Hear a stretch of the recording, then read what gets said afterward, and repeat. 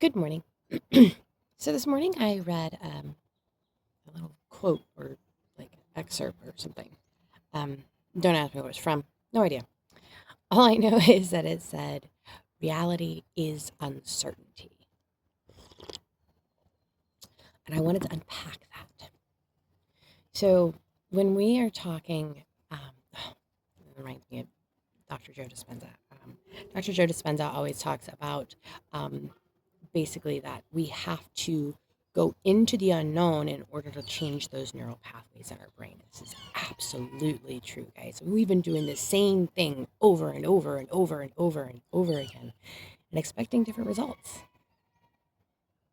Isn't that literally the definition of crazy? I think it is.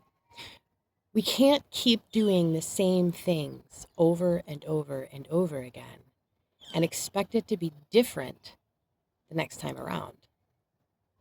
So, what do I mean by that? Let's look at our relationships. Are we continuing to bend over backwards for people that don't bend over backwards for us? And no one should bend over backwards for anybody. It should be an equal give and receive.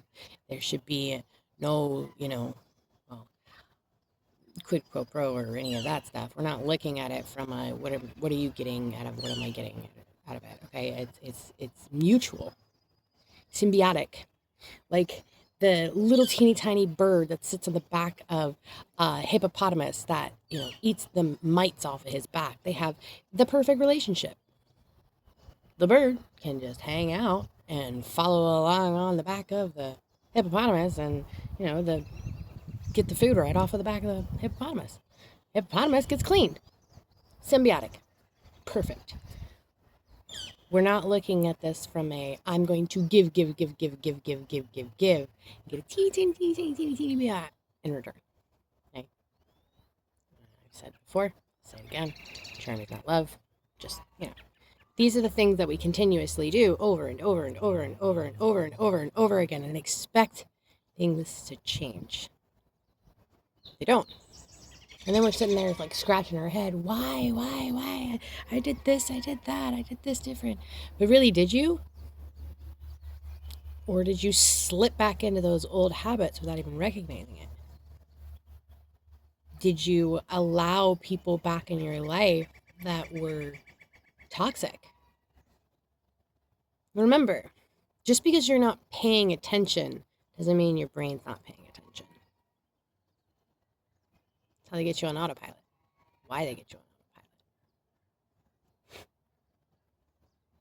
on autopilot. And I don't want to sound like, kooky or anything like that when I say that autopilot thing. But it's the truth. I have been paying attention to this lately. What is going on in the background that I'm not actually listening to, but my brain is catching on to, picking up. This is exactly how subliminal messaging works, right? It's not something that you can audibly hear, but your brain can. It picks up on the frequency, or it picks up on the words that you're not paying attention to. Like, you're doing your homework and you got music playing in the background, then suddenly, you're singing the song that's on the radio, even though you've been paying attention to your homework.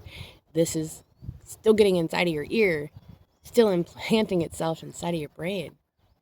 So it's important to pay attention to what's going on around you, right? So if you're not actually doing things differently and walking boldly into the unknown, you're bound to repeat the same cycle over and over and over again.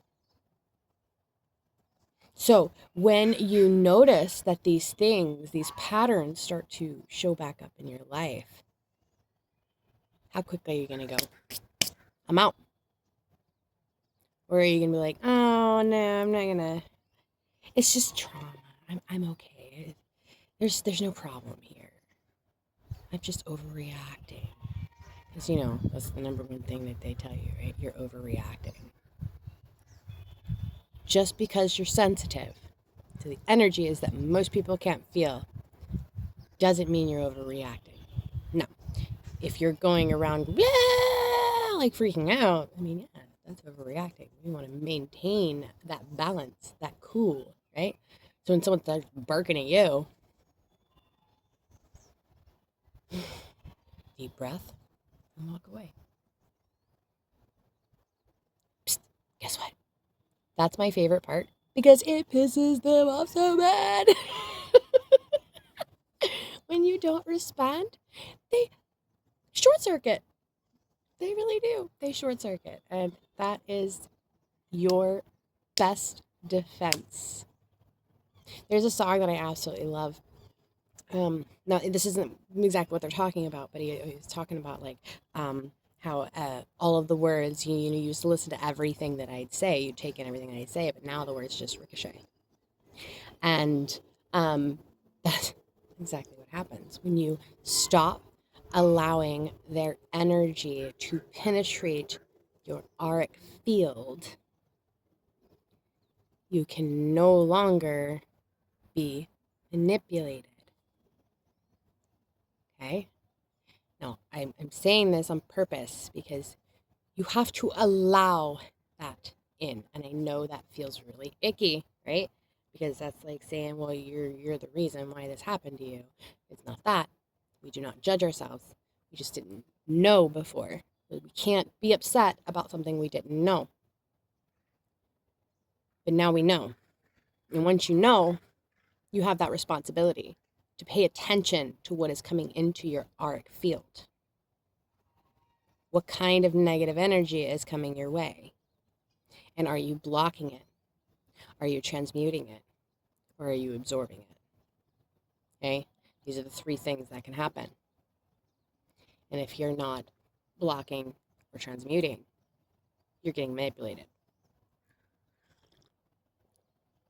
So, classic ways that they can manipulate you. This actually literally happened to me. I was sleeping at a campground, and suddenly, out of nowhere, a car pulls up, a man gets out, he starts screaming obscenities and violent threats at the woman. Another woman steps in between, and then the other woman gets out. He raises his hand to her. She backs away, gets into the driver's seat. He gets back in. They're all screaming this entire time, and then they leave. It was a matter of 3 seconds, but I guarantee you my vibration level dropped significantly because of past trauma. The loud yelling and screaming led to me having a very, very difficult next day because it allowed a crack. Once there was a crack in my auric field, negative energy is allowed to pump in, right? But when you realize what is happening and you immediately say, oh, no, I'm not going to do this, and then cleanse your auric field, either in water, either in nature, by grounding, calling in your angels, or learning how to do it yourself and transmuting the energy. Once you start doing this on a regular basis, like I highly suggest taking a shower every single night before you go to bed and cleansing your energy. Because like I said, sometimes you're not even aware of what is coming at you because you're not paying attention. We need to start paying attention.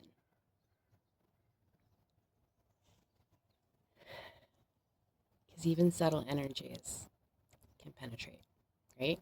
Like I told my buddy the other day, I'm like, man, even driving in traffic's kind of hard because if someone's road raging in the car next to me, I can feel it. And I know you can too. And it may like if someone flips you off when they pass you and you get all upset about it, that's a reaction. That is allowing that negative energy to enter your auric field. Anyway, this is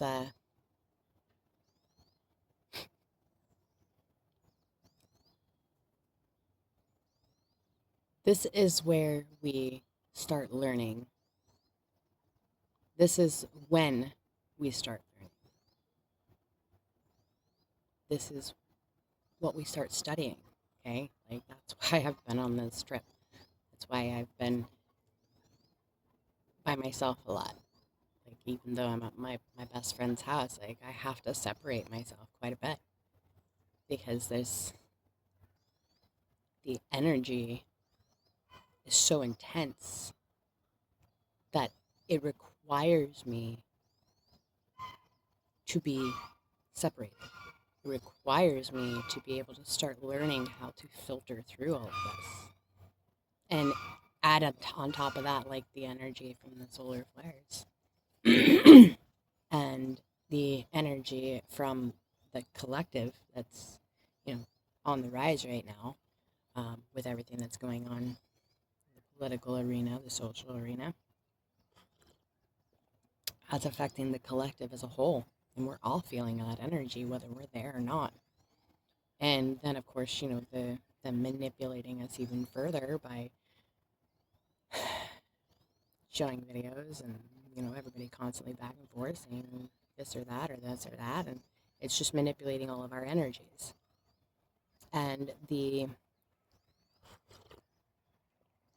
more that we get like bombarded with all of these energies, the harder it is for us to maintain, especially if we're not aware of where the energies are coming from. So, one of the things that I've been doing in the last few days is I've made sure that every time, like, I go into a new room where there's other people, or every time I go into a new space, I stop for a second and I surround myself with basically a bubble of golden light. And I ask my spirit team to help shield me from any energies that don't need to enter into my space. This is a very turbulent time that we're going through right now. And it's not your responsibility to take care of everybody else. It's your responsibility to take care of you. Because even just you choosing to be at peace, choosing to either transmute, which would be fabulous. We could totally use some more people that are energy working, okay? Whether you choose to transmute that energy or block that energy. You taking care of yourself makes a huge difference for the collective. And if every single person took care of themselves, then the collective would be balanced and at peace, right? Regardless of what's going on out here by all of these NPCs, the troublemakers, the vessels, the whatever you want to call them. Regardless of what's going on out here, all of the squawking noise that you hear, you maintaining your personal peace, and then, 6 other people that are doing the same thing, that energy that we are putting out, that peaceful, loving energy is 10 times stronger than, 50 of them screaming and squawking. So it's not necessarily about taking care of others. It's about making sure that your area, your 8-foot area of the matrix, the simulation, the life, the reality, whatever it is you want to call it, making sure that your area is clean, or like your side of the sidewalk's clean, is the best thing that you can do. If you feel called to meditate and clear energy, fabulous. Fabulous. That would be amazing. But you don't have to go out there and try and save people. It's not your responsibility. It's their responsibility. It's totally their responsibility to wake up and go, oh, yeah, that's who I am. You can't force anybody awake, right? So you can't go out there and tell people, hey, you're being lied to, because they're not going to listen. They're really not. Because they're so hyper-focused on what's going on in their little 8-foot bubble, all of that chaos swirling around inside of them, they can't hear you. They can't. So don't focus on them. In this moment, focus on you. When all of it is over and they're all tired out from their temper tantrum and they wake up from their nap, that's when you step in. We can't fix the temper tantrum while it's going on. And anybody who's a parent, you know that first year of putting them in their bed by themselves, they're gonna scream bloody murder for the first, 30, 40 minutes, sometimes longer. But eventually they'll scream themselves to sleep, and this is the best thing for them. They have to play it out. They have to see it through. Just as much as we have to. And trust me, there were nights when my son was 6 months old, where I sat outside of his bedroom door sobbing because he was crying and I wanted to go in there to him. But I knew that it was the best thing for him to learn how to soothe himself. And he did. And he's very good at soothing himself now with his monkey. He uses his monkey. But that he found a way to soothe himself. Yes, I help my children. I soothe them. But when it comes to the temper tantrum or the playing out of this particular role that they have, that is their purpose. And it is our purpose to maintain that high vibrational level, because as we continue to rise and pump out those high vibrations, we continue to change the environment. Now, when you change the environment, it becomes difficult for the lower vibrational to exist in a higher vibrational, and a higher vibrational to exist in a lower vibrational. If you have never experienced this, like in the physical, it's insane. Like the night before I left my past situation, like the vibrational level was so low in that house, I felt like I was suffocating. I couldn't be inside of the building. So we have to continue to raise the vibrational level of the environment so that these lower vibrational beings can no longer handle being in our environment and scurry away. Make sense? So don't worry about what's going on out there. Make sure you're paying attention to what is coming at you. And you're, karate chop, shoo, block, whatever. Take care of this space. Take care of your body.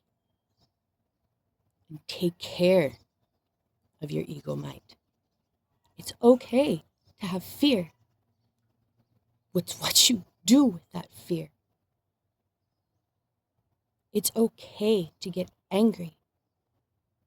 It's what you do with that anger. How you respond to the catalyst. The emotion is the catalyst. How do you respond to it? Do you respond in balance with love, freedom, and peace on your mind?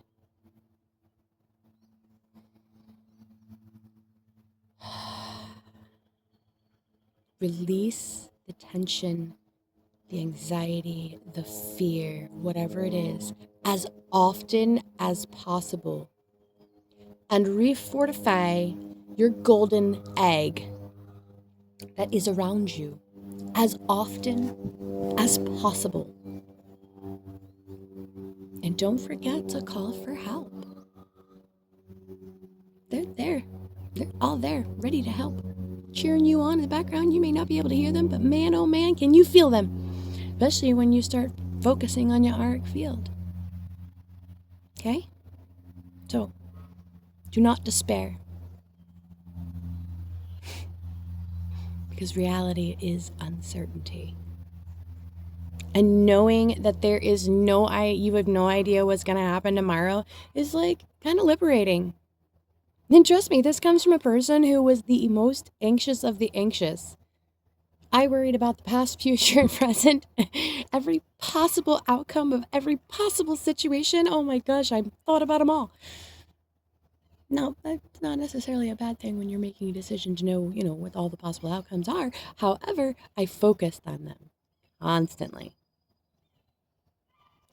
Knowing now that I have no control is the ultimate freedom.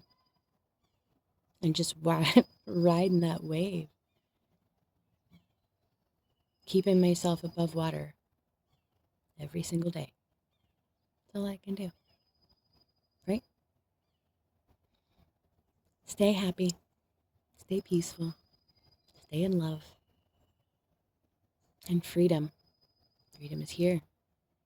Freedom is in your aura. And the more we vibrate that freedom, love, and peace, the more it shows up in our reality. And again, we raise those vibrational levels, it becomes a toxic environment for the little dark creatures that are scuttling around in the dark, right? Have a great day, guys. Bye.